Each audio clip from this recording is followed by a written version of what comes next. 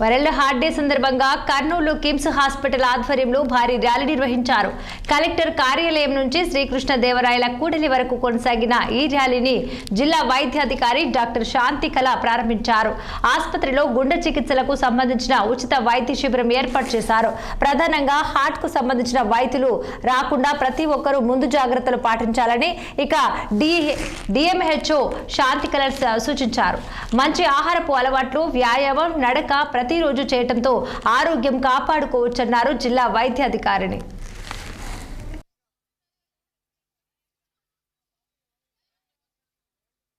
అనేది మనకు ఈ కాన్సెప్ట్ అనేది అసలు 1999లో వరల్డ్ హార్ట్ ఫెడరేషన్ అటువంటి వైస్ ప్రెసిడెంట్ గారు డాక్టర్ యాంటోనీ అనే అతను ఇది స్థాపించాడు. ముఖ్యంగా ఈ వరల్డ్ హార్ట్ డే రోజున మనము ప్రపంచవ్యాప్తంగా గుండె జబ్బులకు సంబంధించినటువంటి మనం ఎలాంటి జాగ్రత్తలు తీసుకోవాలి, లైఫ్ స్టైల్ మోడిఫికేషన్స్ ఏ విధంగా తీసుకోవాలి అనే దాని మీద మనము అవేర్నెస్ క్యాంపెయిన్స్ మెయిన్గా జరపాలి.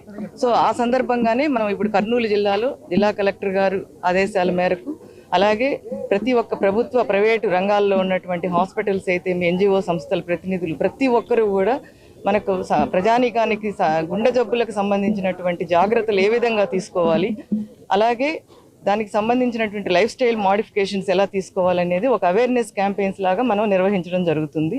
దీంతోపాటు ముఖ్యంగా మనకు ఈ ఇయర్ వచ్చేసి మనకు ఒక థీమ్ అనేది ఉంటుంది ఈ వరల్డ్ హార్ట్ డే సందర్భంగా. అది వచ్చేసి డోంట్ మిస్ ఎ బీట్.